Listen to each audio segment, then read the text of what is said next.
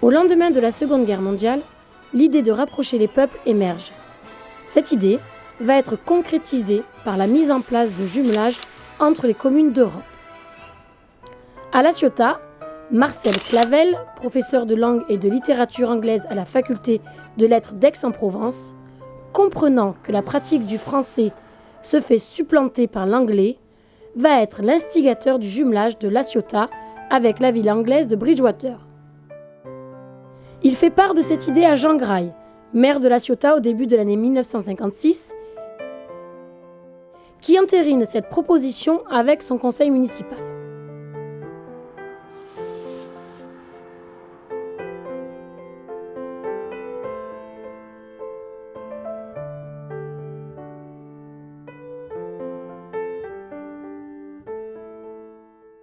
La ville de Bridgewater est une commune du comté de Somerset de 25 000 habitants, tournée vers l'agriculture, mais qui possède aussi plusieurs manufactures.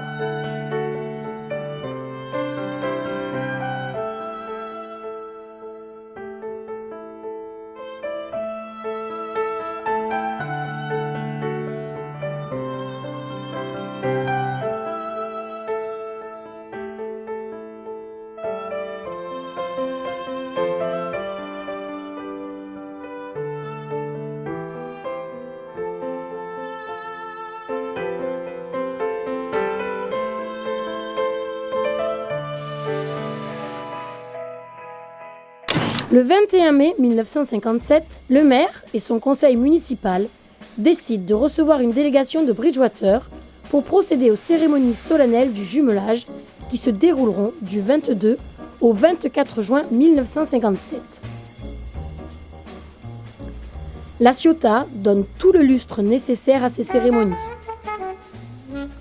Tout débute le samedi 22 à midi, où la délégation anglaise, dirigée par le maire William Oscar Coate, est reçue à l'hôtel de ville par le maire et son conseil municipal pour les représentations, les souhaits de bienvenue et le champagne. Le déjeuner, ainsi que diverses visites se succéderont pour accueillir au mieux nos jumeaux anglais et leur faire découvrir toute la richesse et les côtés pittoresques de notre ville.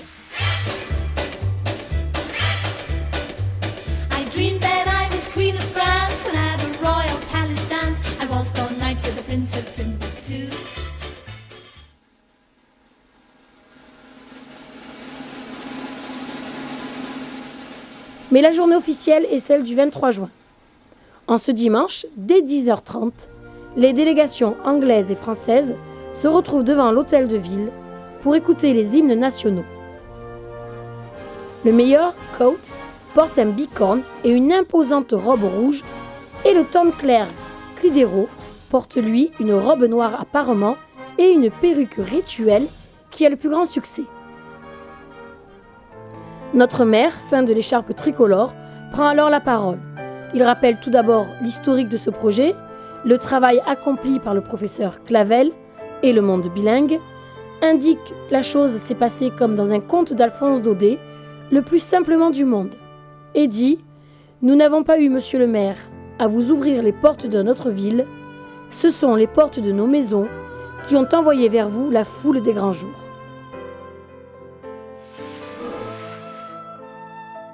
Après le discours du mayor, un splendide parchemin enluminé et enrubanné est signé par les deux maires.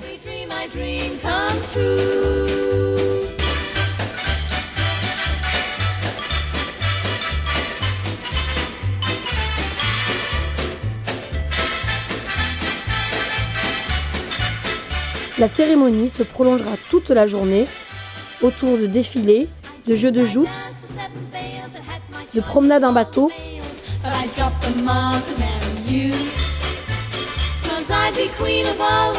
ou encore de banquets.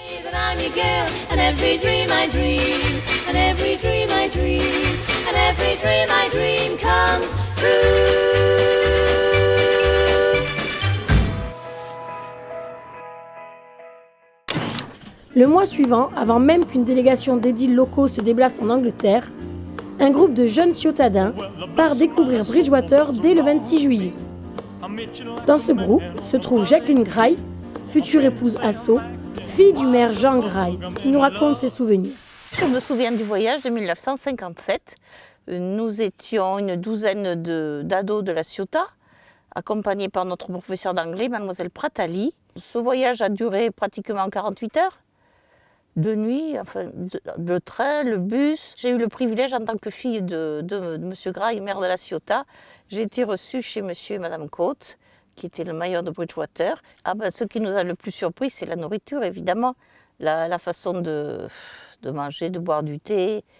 On a été surpris parce que d'abord, nous étions tous des gamins de la Ciotat. On n'avait jamais quitté la Ciotat et on se retrouvait dans un milieu britannique, chez des gens extrêmement gentils. Chez les gens chez qui on était, M. et Mme Coates, on était avec mademoiselle Pratali. C'était des gens un peu guindés, très aimables, mais bon, c'était différent de chez nous. Alors le matin, pour le petit déjeuner, on avait des saucisses frites qu'on accompagnait d'avoine avec du lait. On n'était pas encore habitués en France à manger des céréales à ce moment-là. On était en 57 et les cornflakes, on ne connaissait pas encore en France. Nous avons très bien été reçus par les officiels, par les familles d'accueil, par les lycées, par les congrégations religieuses, par les sportifs. On était accueillis comme des vedettes, c'était formidable.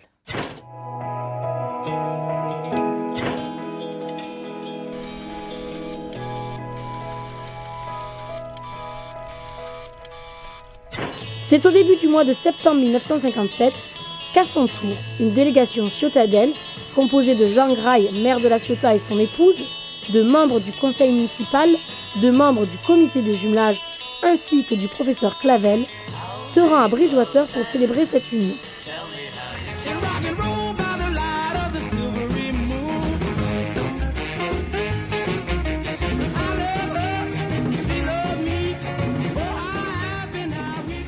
L'accueil réservé aux ciotadins est très chaleureux. Dès la descente du train, la délégation est reçue par le Mayor Marshal Councillor of the Town Hall, Mr. Harris, sous des banderoles indiquant « Bienvenue aux ciotadins ». Elle est ensuite conduite à l'hôtel de ville à bord de typiques taxis où elle est accueillie par le maire, Coates et madame. Comme à l'image de ce qui s'était fait quelques mois auparavant à La Ciotat, la délégation ciotadelle enchaînera les visites dans les principales entreprises de la ville,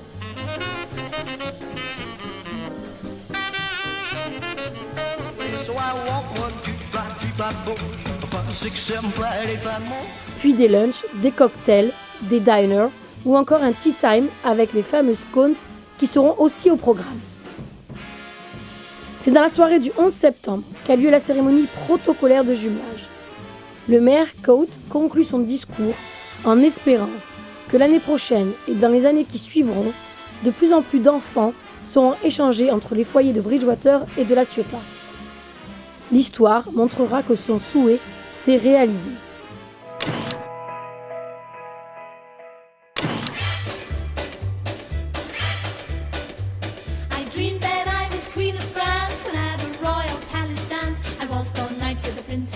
L'année 1958 a confirmé cette relation d'amitié. Fin avril, le maire ciotadin reçoit de la part de la municipalité anglaise 2 fauteuils ornés d'armoiries. Il est décidé que ces sièges seraient installés en salle du conseil municipal et serviraient désormais à la célébration des mariages.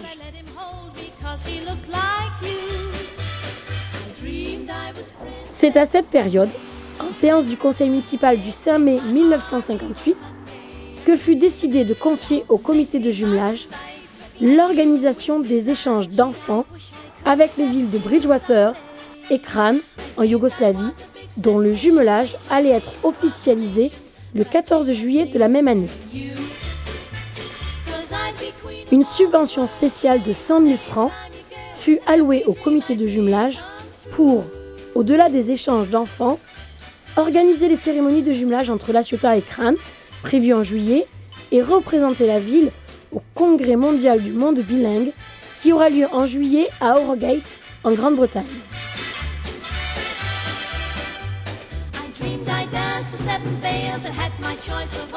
Notons qu'à titre personnel, M. Coate, qui n'est plus en fonction en 1958, accompagné de son épouse, est venu passer quelques jours à La Ciotat. Une réception a eu lieu en son honneur le 21 juin au Miramar.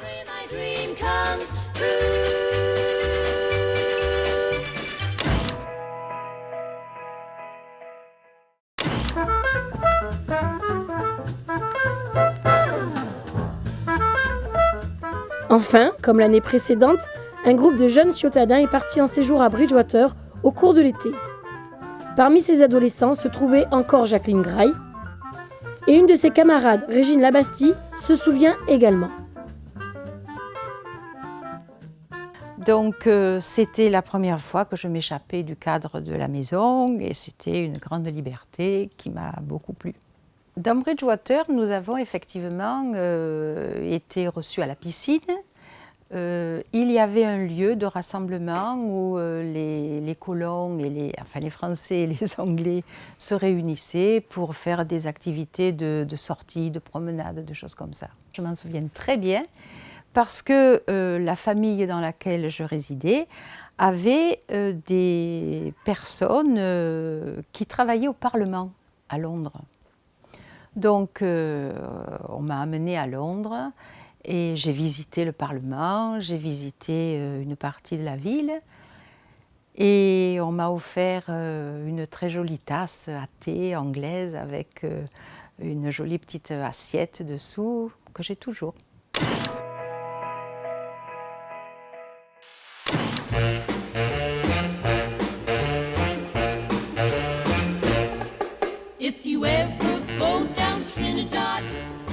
Au retour du groupe ciotadin, des jeunes Anglais ont été à leur tour reçus par des familles ciotadaines pendant une quinzaine de jours. Ils sont restés de la mi-août à la fin du mois et ont été reçus en mairie et ont visité la ville et ses environs.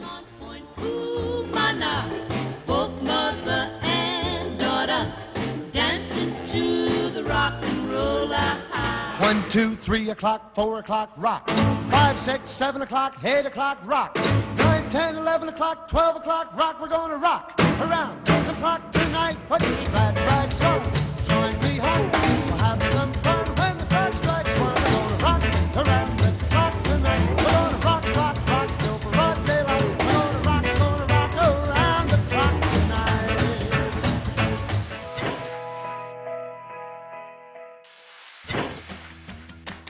L'année 59 concrétisera le statut de La Ciotat en tant que ville jumelée. Durant l'été, des séjours en Grande-Bretagne à Bridgewater et en Yougoslavie à Kranj sont organisés par le comité de jumelage. Les jeunes ciotadins peuvent désormais découvrir de nouveaux pays, de nouvelles cultures et parler de nouvelles langues.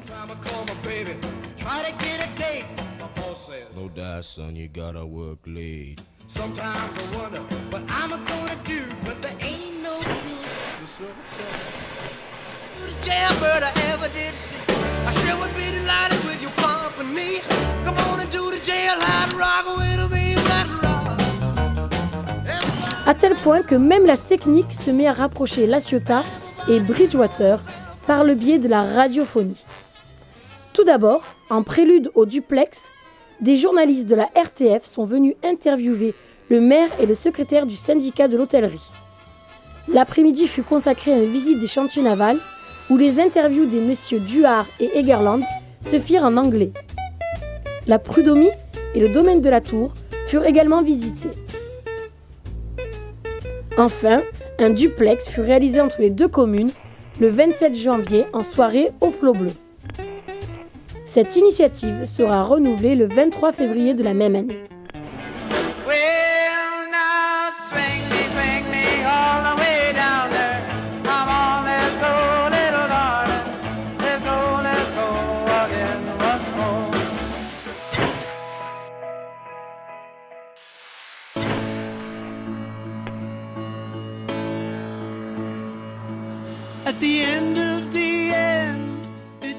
Fin juillet, pour la 3e année consécutive, des adolescents ciotadins partent découvrir ou redécouvrir pour certains notre ville jumelle. Je pense qu'à l'époque, on n'avait pas l'occasion de tellement voyager, alors c'était formidable d'avoir fait d'abord ce premier voyage en Angleterre et ensuite je suis retournée en 58 et en 59.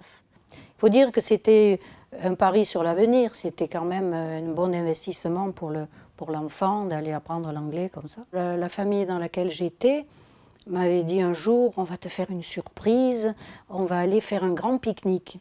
Alors ça, l'idée d'un grand pique-nique, ça me faisait plaisir parce que habituellement, la nourriture qu'on mangeait à la maison, c'était pas terrible. Je me suis dit, là, ça va être peut-être un peu plus élaboré. Et donc, nous voilà partis pour Londres, donc, qui était quand même assez loin de Cannington où j'étais. Je crois qu'il y avait à peu près 200 ou 250 kilomètres quand même. Et donc, là-bas, on m'a fait visiter Londres. Ça a été un régal, c'est certain. Puis j'attendais l'heure du pique-nique. Et l'heure du pique-nique est arrivée, un petit sandwich, vous savez, style SNCF triangulaire, là, de petits machins maigres, et un verre d'eau, voilà. Donc, ce côté-là, ça n'avait pas rempli mes espérances. Mais la ville de Londres, évidemment, ça avait été un vrai régal. La famille qui m'a logée, j'ai gardé le contact parce qu'on s'est écrit pendant longtemps. Et quand je me suis mariée, ils m'ont offert des petites cuillères avec le sigle de Bridgewater, vous savez, le petit émail, voilà. Je pense que ça a été très instructif et que j'espère que tout le monde l'a pris comme ça, comme quelque chose d'extraordinaire.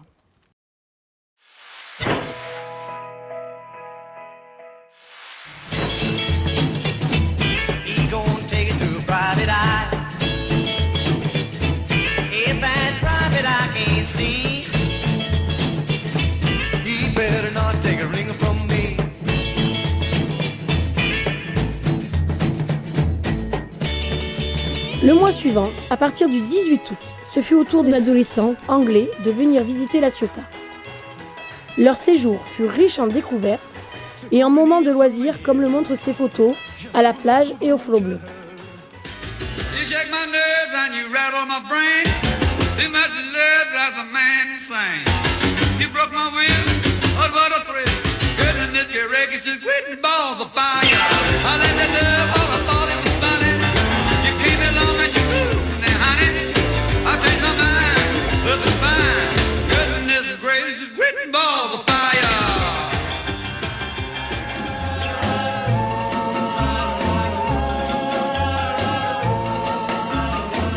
Every night I hope and pray a dream lover will come my way, a girl to hold in my arms and know the magic of her charms, 'cause I want